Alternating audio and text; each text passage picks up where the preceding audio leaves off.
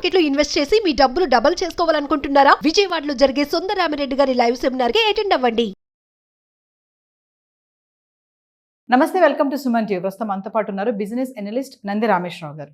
నమస్తే సార్. నమస్తే sir, Indian tax system గురించి మాట్లాడుకుంటే మిడిల్ క్లాస్ మెన్కి అంటే మధ్యతరగతి కుటుంబాలకి ఈ ట్యాక్స్ సిస్టమ్ అనేది ఒక గుదిబండ అనుకోవచ్చు. ఒక్కసారి మనం మాట్లాడుకుందాం. చాలా కామెంట్స్ కూడా వస్తున్నాయి, కొన్ని ఆర్టికల్స్ చూసాను నేను కూడా. అసలు మొత్తం ట్యాక్స్కే పోతుంది సంపాదించింది అంతా కూడా, మేము ఏం తినాలి, ఎలా బ్రతకాలి, ఈ ట్యాక్స్ సిస్టమ్ అంతా కూడా చేంజెస్ రావాలని చెప్పి కొంతమంది మాట్లాడుతున్నారు. అంటే ఓవరాల్గా మీరేం చెప్తారు? అసలు ట్యాక్స్ సిస్టమ్ అనేది ఎలా ఉంది? ట్యాక్స్ అనేది ఎప్పటికీ తీరని మమత, అన్నిటికీ తీరని మమత అంటారు కదా. ట్యాక్స్ వల్ల ఐ థింక్ నాకు నాలెడ్జ్ ఉన్నంత వరకు ప్రపంచంలో 175 దేశాలలో ఇండియాలోనే హయ్యెస్ట్ ట్యాక్స్ సిస్టమ్ ఉంది. కొన్ని కంట్రీలకి వెళ్తే ట్యాక్స్ ఫ్రీ, దుబాయ్ కానీ అట్లా పోతే వాళ్ళు ఆహ్వానిస్తుంటారు.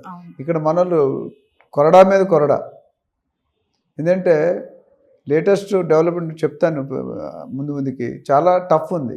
ప్రతి వస్తువు మీద ట్యాక్స్, సర్చార్జీలు, ట్యాక్స్ ఓవర్ ట్యాక్స్. అంటే ఒక మనిషి ఒకే దానికి 2-3 సార్లు ట్యాక్స్ కడుతున్నాడు ఇండియాలో సిటిజన్స్. ఒకదానికి 2-3 సార్లు. యాక్చువల్లీ ఇదేంటంటే జిఎస్టీ అనేది అంటే గూడ్స్ అండ్ సర్వీస్ ట్యాక్స్. అది ఏంటి, అంతకుముందు అలాగల ట్యాక్స్ ఇవన్నీ కలిపి ఒక ట్యాక్స్ కింద, ఒక చట్టం, ఒకే నేమ్ కింద తెచ్చారు. గూడ్స్ అంతకుముందు గూడ్స్ వేరు ఉండేది, ప్రొడక్షన్ సర్వీస్ వేరు ఉండేది.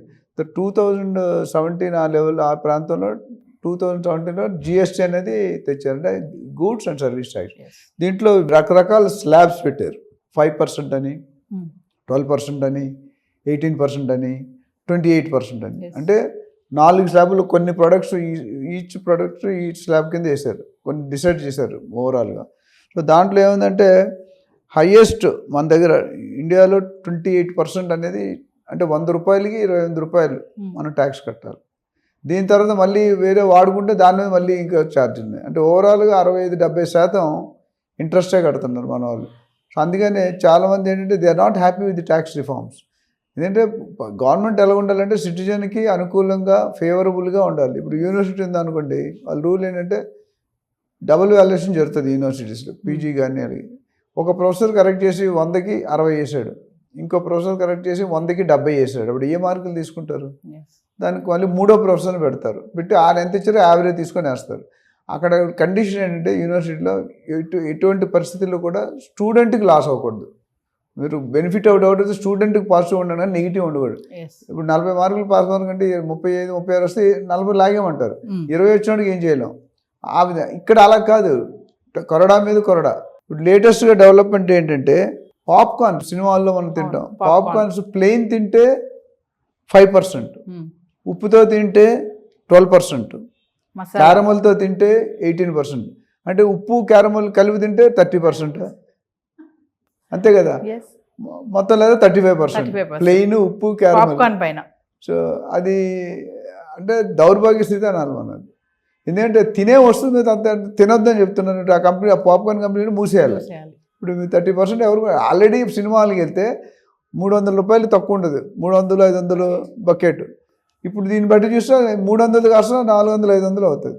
అంటే తినొద్దు జనాలు సినిమాకి వెళ్ళదు. ఆల్రెడీ ఓటీటీ వచ్చిన తర్వాత మానేశారు జనాలు. ఎందుకంటే అవుట్ సైడ్ ఫుడ్ అలౌ చేయరు కాబట్టి.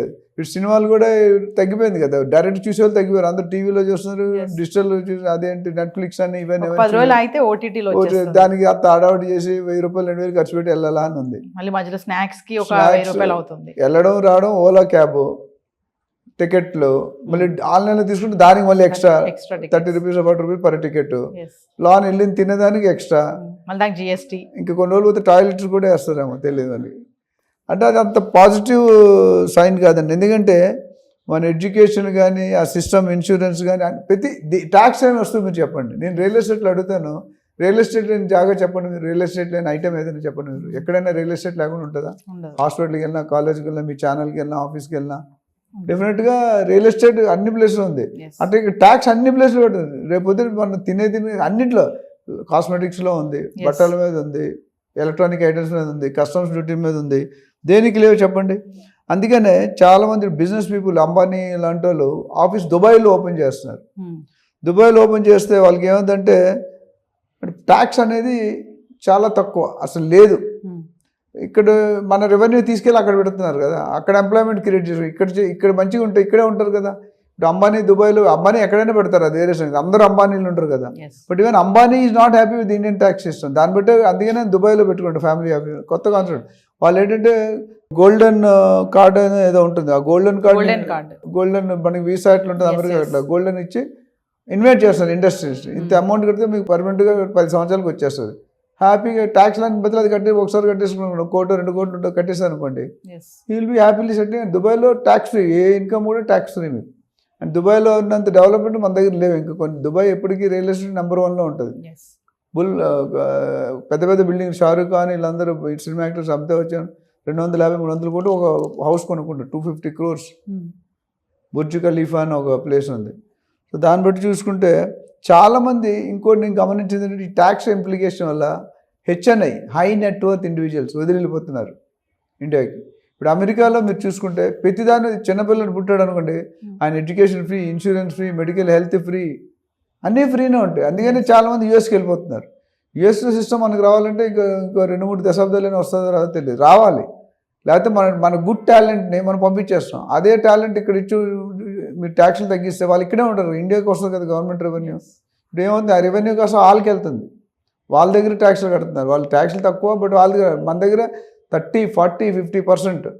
అంటే మనకు సంపాదించే సొమ్ము ఒకటిది, సోకు ఒకటిది అని సినిమా ట్యాక్స్ పరంగా వెళ్ళిపోతుంది.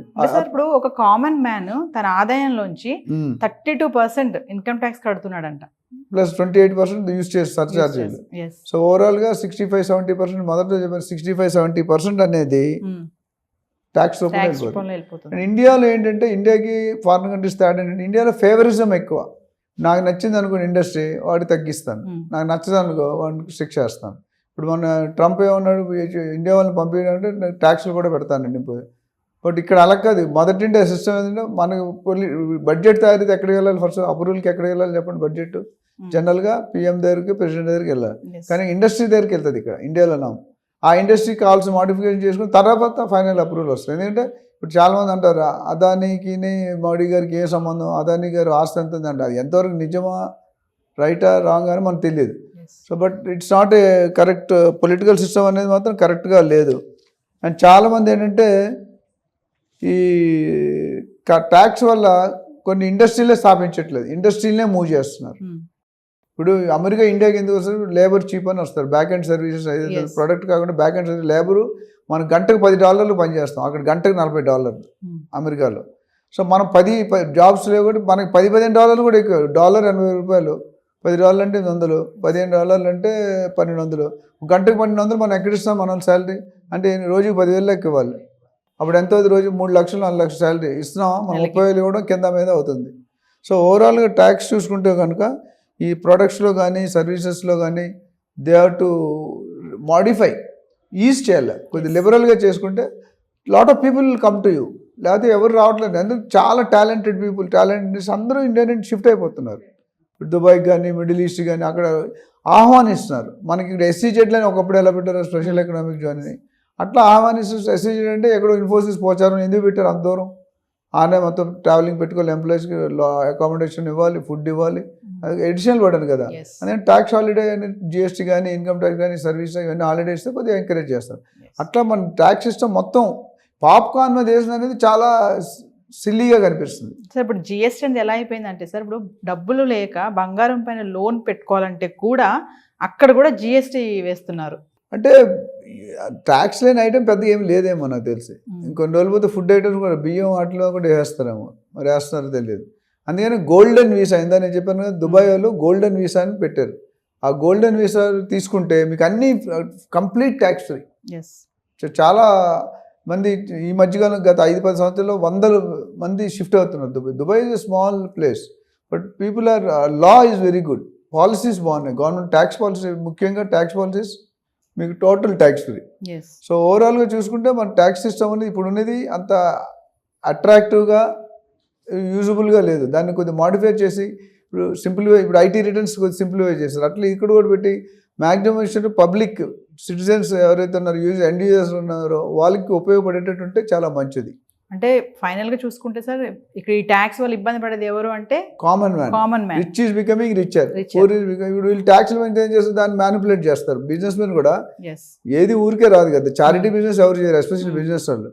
ఇక్కడ కోशिश ఇక్కడ కట్టి ఇక్కడ 10 రూపాయలు ఎక్స్ట్రా కట్టి అక్కడ 100 రూపాయలు అడ్డదారిలో తీసుకుంటారు. అది తీసేయాలి. People should become uniform, straight forward, హానెస్ట్గా చేస్తే వాళ్ళు ఎందుకు చేయట్లేదు, ఈ ట్యాక్స్లు కట్టేది ఎగ్గొడితే మొత్తానికి ఎగ్గొడుతున్నారు. ఎస్ మీరు తక్కువ చేశారు అనుకోండి. నేను రియల్ ఎస్టేట్లో కూడా ఏం చెప్పానంటే మీకు గుర్తుంటే, భూమి వాల్యూస్ పెంచి రిజిస్ట్రేషన్ వాల్యూ తగ్గించారు. కానీ రెండు పెంచితే కష్టం, common public cannot afford. Yes so ఓవరాల్గా tax reforms has to be revised, modified and made simple, easy to the end user. Thank you sir.